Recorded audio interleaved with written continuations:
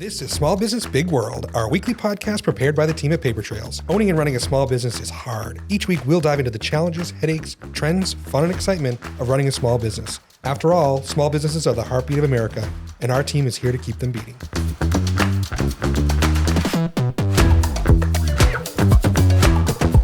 Welcome to Small Business Big World, our weekly podcast talking about all things small business, compliance, headaches, fun, the joy of small business ownership. Today I've got Nate Moody here with LaBelle and Harriman, repeat guest actually. Wonderful to have you back. Thanks for joining us. Thanks for having me. Yeah, so just a little housekeeping at the top here. Don't forget, please like us, follow us, subscribe on Apple Podcasts, Spotify, Instagram, TikTok, all those fun things. Keep an eye on us. We do have our Small Business Big World Facebook page, our Facebook group, set up. So if you have questions for any of our providers, you certainly can reach out on that. Don't forget, you can also email us, smallbusinessbigworldpodcast@gmail.com. So today we are going to talk about uncommon employee benefits and new employee benefits that can be offered that are outside of your normal health and dental and vision and all the other things that, quite frankly, employees have come to expect, right? Mm-hmm. So, we see in our industry that I was talking to one of our colleagues today and basically said, the pool of applicants is not a pool anymore, it's a puddle, right? It's become, so hard to find people. So we all have to dig deep in our toolboxes and figure out ways to recruit and retain, of course, our employees, and then create a culture that we want for our employees and for our clients. So what are some of the things that you're seeing, in the industry with these folks? What are people doing in terms of, new employee benefits or different benefits? Yeah, I think before we even get into the specific benefits themselves, I think one of the biggest trends that we've seen is just the paradigm between what an employee's expectation of their employer has changed so much over the last 10, 20, 30 years, where it used to be, we talk about work-life balance, those were truly separate, right? And we're starting to see at least employees look to their employer for assistance with all these areas of their life that I think for maybe older generations, they never would have dreamed of going to their employer for help in some of these different areas. So that's one of the big trends we've seen. Employees just expect their employers to be thinking about their retirement and be thinking about all these other financial benefits that historically have stayed a little bit separate. Plus, I think, with every new generation, there is something to be said for the more things change, the more they stay the same. But I do generally think that every generation has some unique financial challenges that they face. And one of the biggest ones that we're starting to see is on the student loan debt side, right? I think it's right up there with, a couple other, I think it's credit card debt and mortgage debt as being, one of the three highest consumer debts nowadays. And unfortunately is not going the right direction. And we've seen what a political football student loan forgiveness has become. And so the good news is there has been a lot of legislation of late that has incentivized private solutions to student loan assistance. And what I mean by that is employers helping their employees with student loan debt. So certainly in the not-for-profit space, we have the Public Service Loan Forgiveness Program, which is a program in which if you work for a nonprofit or the government for 10 years, technically 120 months, and you make qualifying payments, you can have whatever your outstanding loan balance is at the end of those 10 years forgiven tax-free. So that's going to drive people into different industries right there, right? It's no more corner office. Now we're on the streets, helping folks. Exactly. And then on the for-profit side, they have a couple different tools sort of in their toolkit. The first one is what's called a Section 127, which most people will recognize as a tuition reimbursement program. And that's been around, I think, since the 80s. But then during the pandemic, and specifically from a law called CARES Act, they actually expanded the definition of tuition reimbursement to include student loan reimbursement. And the breadth of applicability for that program was cast very wide as a result of that, because there's not a ton of employees who are working full-time going back to school that need tuition reimbursement, but there's a lot of employees who have student loan debt. And so basically what that program allows is for an employer to reimburse an employee up to $5,250 per year and have it excludable as income, which most of the time you're helping an employee pay off any form of debt that's considered compensation. You got to pay income tax, you got to pay payroll tax, always a lot of taxes. So that's a really, really powerful benefit. And one of the greatest things about it is that it doesn't fall within ERISA. So you can be somewhat discriminatory with who you provide it to, how much you provide. You can link it to tenure. And then on the heels of that was Secure Act 2.0, which was a major retirement plan piece of legislation passed in 2022, was it introduced the ability to provide a retirement plan match on behalf of an employee's student loans. So what does that mean? It actually came about as a result of a company, Abbott Laboratories, who most people are more familiar with, particularly in New England, after the pandemic, because they were doing a lot of the COVID testing. They identified a huge population of employees who were not able to take advantage of their 401k match because all their money was going towards student loan debt. And so what Abbott Laboratories did was they went to the IRS, got a private letter ruling that basically said, hey, if you make payments towards your student loans, even if you're not participating in the 401k, we'll still recognize those payments and put money into the plan on your behalf. So no longer did employees have to choose between paying down their debt or saving for retirement. Now Abbott Laboratories helped them do both. Congress and the IRS looked at that and said, hey, that's a pretty cool idea. We should allow everybody to do this. And that was actually included in that Secure Act 2.0. So now, actually effective for 2024, you can do that. So that's a really unique benefit. I mean, that's kind of combining both worlds. That's really neat. What, when you talk about this education reimbursement, it's tuition reimbursement. Does the company make the payments for the employee, or are they just put it in their check and the employee still has to make their payments, right? See, this is where every business owner is probably looking at it saying, how am I going to record keep that? How do I know they're going towards student loans and that I'm not going to be paying this person some loan reimbursement? Then they show up in a brand new, Ford F-150. There's always the ability for abuse in these programs. But the good news is for the Section 127, the education reimbursement, it is a self-certification, which is nice. So an employee can, self-certify that they are truly a student loan debt, and then the employer does not have to necessarily make them directly to the loan. So you don't have to get involved in how much your employee owes or anything like that. They can just make that reimbursement right to the employee. And they don't have to do the full amount, right? You could say, hey, I only want to I'll give you $100 a month towards that. It doesn't have to be the full max out, right? That's exactly right. And what we often see is it actually tied to tenure. So, okay, you come work for me for a year and I'll give you $50 a month towards your student loans. You spend 2 years with me, I'll give you $100 a month. 3 years, I'll give you $150. And so you're stacking and trying to build longevity at the same time. Exactly. Which, of course, retention is just as important as recruiting, right? 100%. Trying to keep people, for varying reasons is hard. So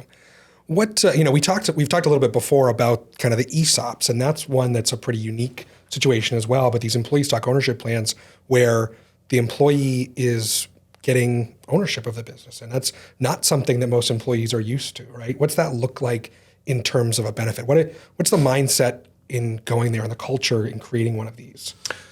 Yeah, I think, unfortunately, that it's not always, ESOPs aren't always put in place because of the cultural component, although I'm somebody who grew up in an ESOP-owned business, and I feel strongly, as my dad did when he first transitioned our family business to a minority and now a majority ESOP, that you should do it for that reason. I think at times you see it as an exit strategy. But part of why we've seen ESOPs become so powerful, and I'm going to kind of bring in some of my retirement plan trends, is we've seen this big push as every employer has started to realize that their employees expect a lot out of them, right? Every employer is expected to be a mission-driven organization, regardless of whether they're for-profit or not-for-profit. People want to work for a company they believe in. They want to be able to post on social media what they're doing and why it matters. And so in response to that, unfortunately, often like what we've seen in the investment world around ESG and socially conscious investing, we're seeing every company what I'm sort of calling culture washing, which is saying, oh, we do, pizza parties and we do all these things that show that we care about our people. Which are not negative things. Not negative things, but one of the nice trends that's come out of that is an ESOP, which I think what better way to align the interests of a company with the interests of the employees than to actually give them literal interest in the company. And I know, just in talking with you, in a lot of the ESOPs, there's decision-making that's happening at the employee level. It's not just, the management's not doing everything. There are committees within the employee population that are really driving that value and leading the business forward, right? That's exactly right. And there's, ESOPs are a very complex element of qualified retirement plans, but I guess I'll touch upon a couple of the really key points. So an ESOP, employee stock ownership plan, is where a owner or owners of a business basically sell a portion or all of their business to their employees. And the way they do it is through a trust. Sort of like a 401k plan has a trust. The ESOP is a trust, and then it allows shares of that business to be granted to employees that work there based on their tenure and their compensation and whatnot. And there are some very significant tax benefits for ESOP-owned business, particularly if you're structured as an S corp. You're basically exempt. Picture that you're a for-profit company that doesn't have to pay taxes. That's pretty powerful.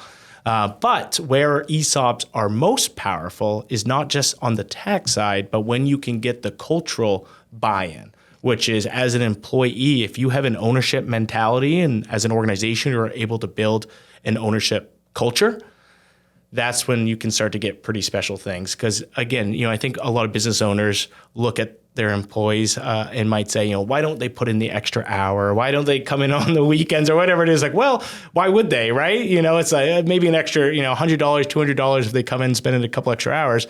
But when you actually have equity, now all of a sudden you just have much more vested interest in the success of that organization. Which is really great.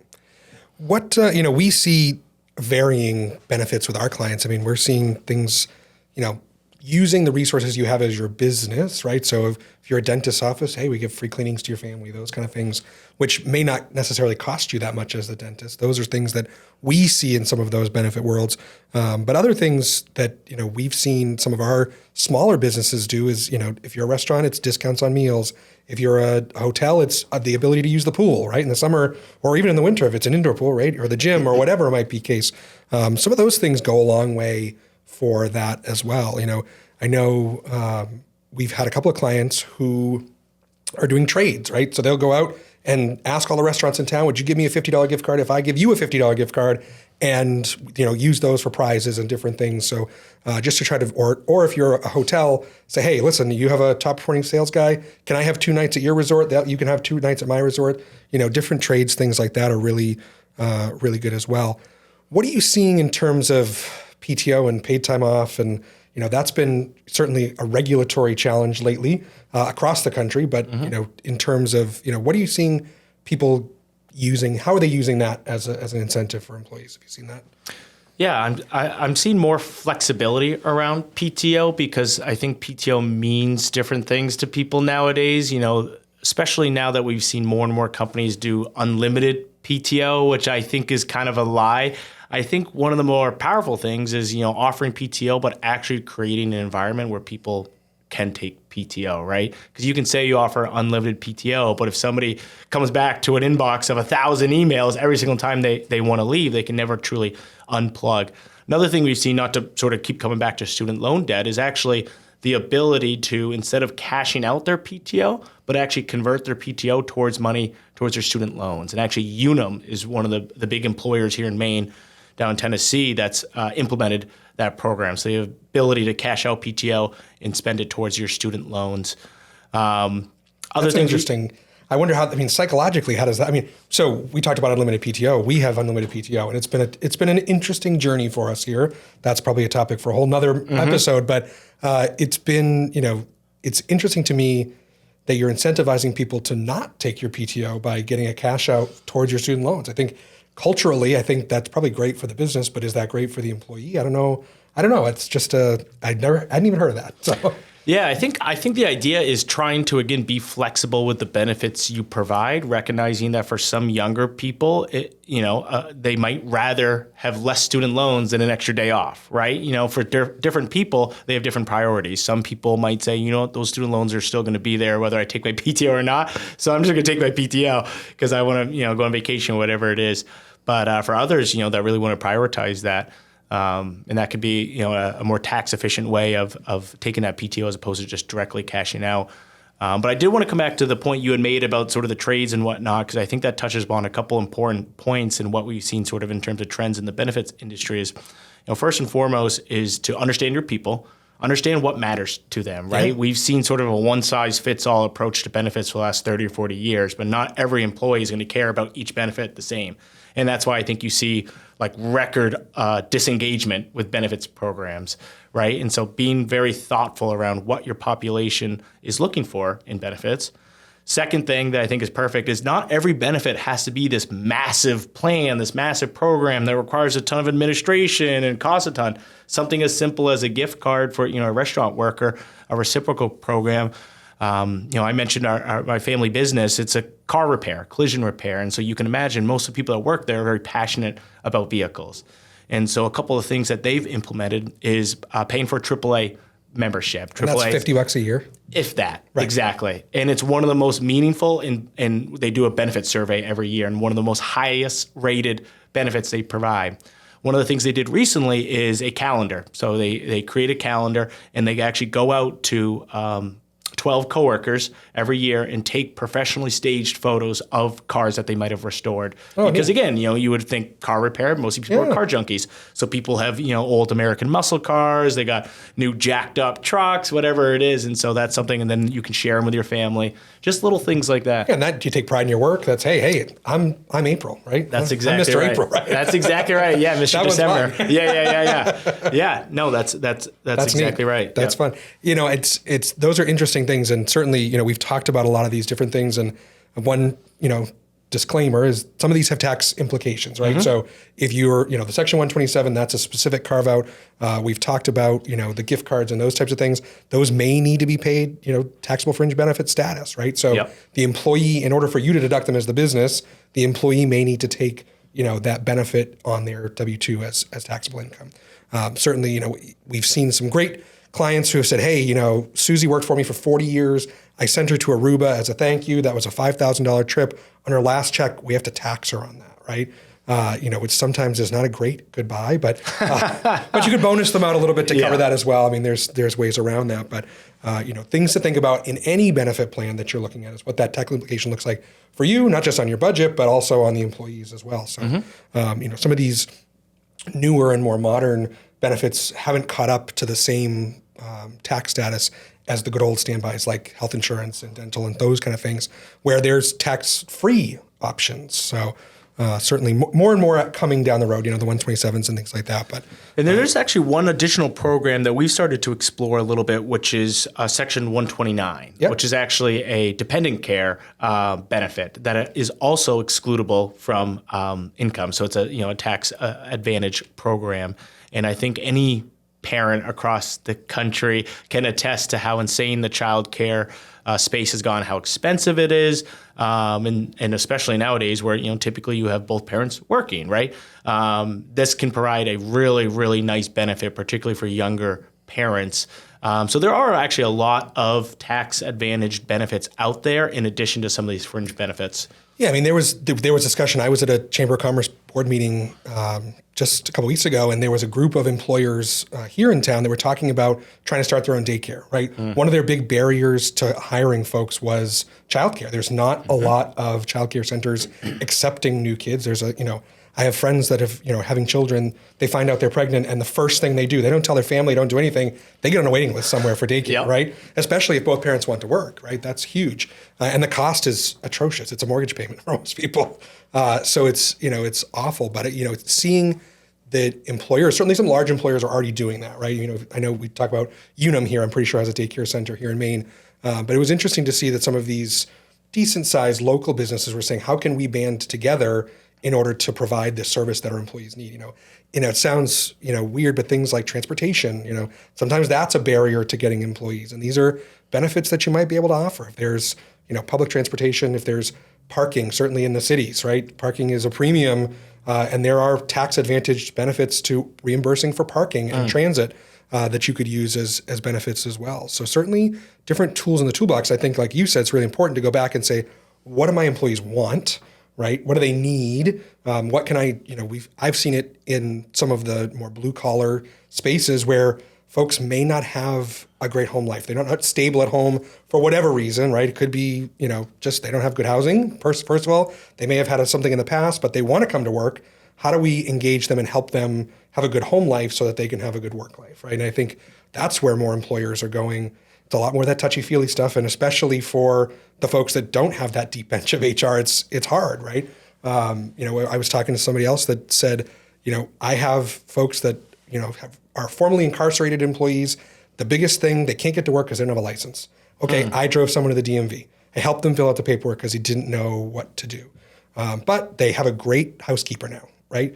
And she shows up every day and things are great, and that all worked out well. And you had to put a little extra effort in the front end to get that back on the back end. But certainly just different ways of figuring out, it's not the good old days where you'd put an ad in the newspaper and 20 people would show up on your doorstep. It's, you have to really, recruit and attract and build a culture that people want to work for. I mean, we see here, most states have best companies to work for, right?